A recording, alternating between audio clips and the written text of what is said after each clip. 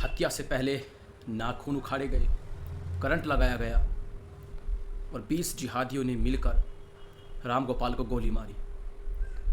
35 से ज़्यादा छर्रों के निशान राम गोपाल की डेड बॉडी से मिले।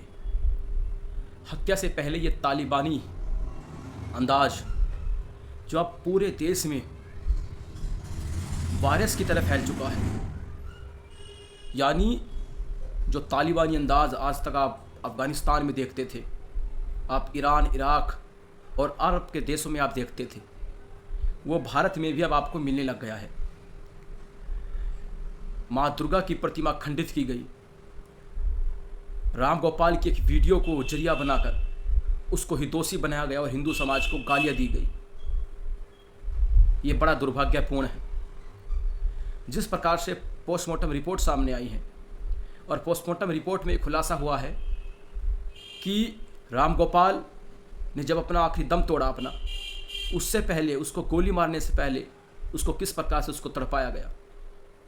छर्रे 35 से 40 छर्रों के निशान उसकी डेड बॉडी से मिले, उसके नाखून उखाड़े गए, पैरों के, हाथों के, उसको बिजली का करंट लगाया गया और ना जाने क्या क्या। रोज़ाना इस देश में हिंदुओं के साथ ऐसा ही हो रहा है और हम जिन नेताओं को चुनकर पार्लियामेंट तक भेजते हैं उनके मुंह में मानो दही सा जम गया है। मैं अपने सनातनी भाइयों से, बहनों से, परिवारों से बस यही बात मैं कहना चाहूँगा। जिस दिन हिंदू समाज अपने नेताओं से ये पूछने लग गया, जब वे वोट मांगने के लिए तुम्हारे घर तक आते हैं, ये पूछने लग गया कि हमारे जिन भाइयों को बेरहमी से मारा गया था उनको न्याय मिला नहीं मिला, और न्यायालय, कानून, प्रशासन आप इसकी बात ही ना करें तो ही अच्छा है, क्योंकि आज हिंदू समाज अपने आप को पराया महसूस करता है अपने ही देश में। हम कहने को सिर्फ बहुसंख्यक है, लेकिन जिस प्रकार से हमारे ही देश में हिंदुओं के साथ दूसरे दर्जे का व्यवहार किया जा रहा है, ऐसा लगता है हम पाकिस्तान और अफ़गानिस्तान में जी रहे हैं, हम बांग्लादेश में हैं। हमें नहीं लगता हम हिंदुस्तान में हैं। हम प्रोटेस्ट करें तो पुलिस हम पर लाठियाँ भांजती है। एक तरफ राजनीतिक पार्टियाँ कहती है बटोगे तो कटोगे, लेकिन जब हिंदू एकजुट होता है तो उस पर लाठियाँ बरसाई जाती है। आपने गाजियाबाद में ये देखा, डासना मंदिर पे आपने देखा, बहराइच में आपने देखा। जब हिंदू एकजुट हुआ तो पुलिस ने उस पर लाठियाँ भांजी, प्रशासन ने उस पर लाठियाँ भांजने का आदेश दिया, और हम उन्हीं नेताओं को हिंदू हृदय सम्राट का दर्जा दे देते हैं।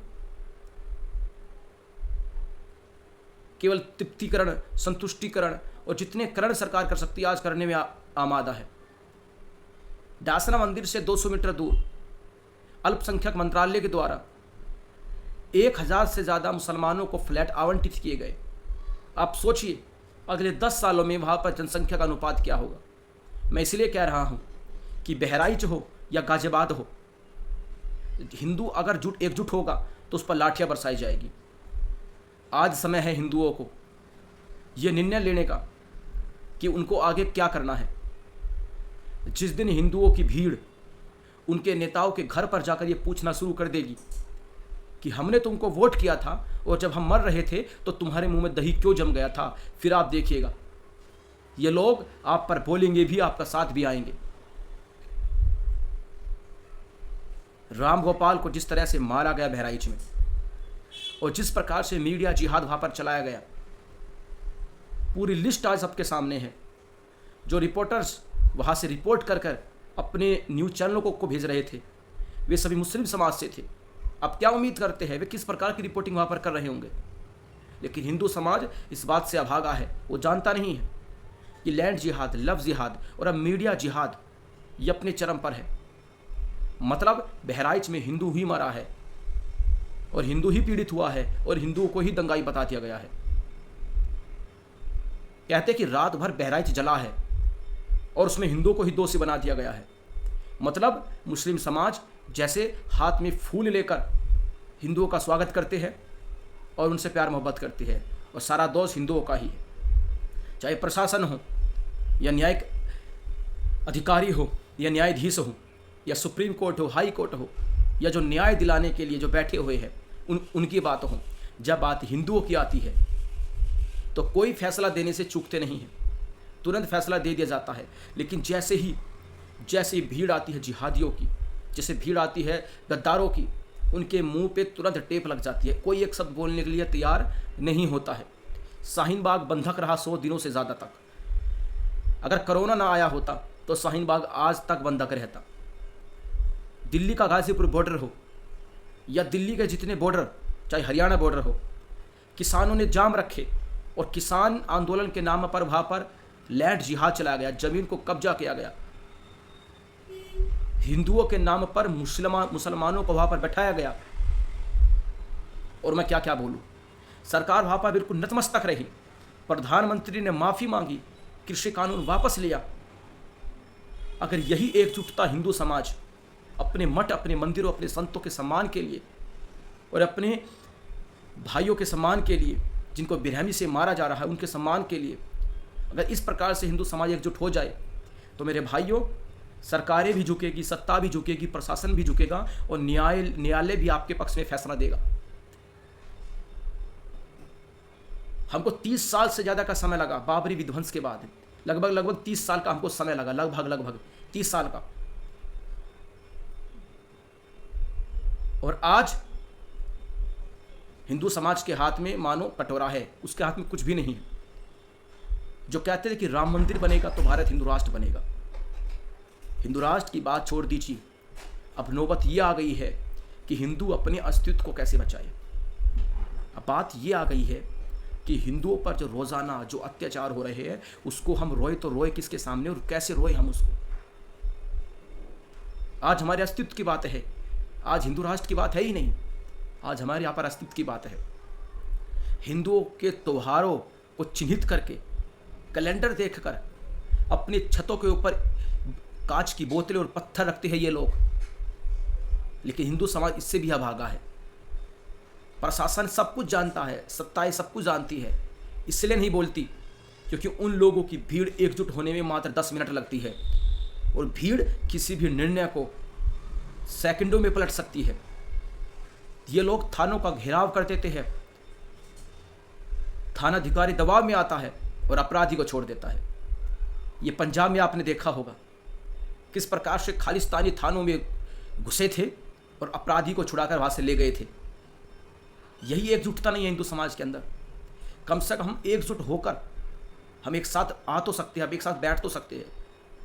हिंदुओं को जातिवाद को ख़त्म करना होगा, उसको धर्म को सबसे ऊपर लाना होगा, वरना इसी तरह से कटते रहोगे, मरते रहोगे और नेता केवल भाषण देकर निकलते रहेंगे। सबसे दुर्भाग्यपूर्ण मुझे ये लगा, सबसे दुर्भाग्यपूर्ण, राम गोपाल के परिवार को सीएम योगी ने, पूरा हिंदू समाज इतना सम्मान करता है योगी जी का। अगर योगी जी राम गोपाल के घर पर जाकर उनके माता पिता को केवल आश्वासन ही दे देते, लेकिन उन्होंने सीएम आवास पर राम गोपाल के माता पिता को बुलाया और 11 लाख रुपए, क्या होते हैं 11 लाख रुपए, 11 लाख रुपए की एक उनको भीख दे दी, एक सरकारी नौकरी का लालच दे दिया। और हिंदू समाज उस दर्द को कुछ ही महीनों में, कुछ ही दिनों में भूल जाएगा। यह अपमान है राम गोपाल के परिवार का, उनके माता पिता का, कि एक मुख्यमंत्री होते हुए, एक योगी होते हुए, एक संत होते हुए इस प्रकार की गंभीरता उन्होंने नहीं रखी योगी जी ने, और राम गोपाल के माता पिता को अपने पास बुलाया, ना कि उनके पास गए। बड़ा दुर्भाग्यपूर्ण है ये पूरा मामला। अब जांच सबके सामने है, रिपोर्ट सबके सामने है, किस प्रकार से राम गोपाल को मारा गया और किस प्रकार से मीडिया जिहाद बहराइच में चलाया जा रहा है, किस प्रकार से राम गोपाल की एक वीडियो को जरिया बनाकर हिंदू समाज को गालियाँ दिया जा रही है हिंदू समाज को गालियाँ, और मीडिया जिहाद वहाँ पर पूरी तरह से चल रहा है। और राम गोपाल को ही दोषी बनाकर, उससे पहले की वीडियो वायरल नहीं हुई, उसके बाद वीडियो वायरल नहीं हुई, केवल वही वीडियो वायरल की जा रही है ताकि राम गोपाल को दोषी बनाया जाए और ये दिखाया जाए कि मुस्लिम समाज से आक्रोशित हुआ और उसने इस पूरी घटना को उसने किया। मैं ये पूछना चाहता हूँ, अगर कोई मुस्लिम हिंदू टेम्पल पर भगवा हटाकर हरा झंडा लगा देता और हिंदू समाज वही प्रतिक्रिया करता जो राम गोपाल के साथ हुई है, वही प्रतिक्रिया किसी मौलवी के साथ करता, तो क्या फिर भी मीडिया का यही पक्ष होता? मेरा यही प्रश्न है और मैं कुछ नहीं कहूँगा। रोज़ काफ़ी अंदर है मेरे, लेकिन कह भी क्या सकते हैं, क्योंकि जिस प्रकार से प्रशासन का अत्याचार हमने डासना में देखा, गाजियाबाद में देखा, मंदिर पर देखा, वो हम कभी नहीं भूल सकते। और दूसरी तरफ बहराइच में हमने देखा और देख रहे हैं और पहले भी देखते आ रहे हैं। हिंदू समाज जब जब आवाज़ उठाता है उसको लाठियों से उसको चुप कर दिया जाता है, क्योंकि गलती शायद हमारी ही है, क्योंकि हमने सब कुछ अपने नेताओं पर छोड़ दिया है। हम नेताओं को आगे रखते हैं और अपने धर्मगुरुओं को हम पीछे रखते हैं। हम नेताओं की बोली हुई बात पर विश्वास करते हैं और अपने धर्मगुरुओं की बात को हम भड़काऊ भाषण करार दे देते हैं। ये इसलिए ही हो रहा है, इसका कोई कारण नहीं। हर हर महादेव, हर हर महादेव, हर हर महादेव।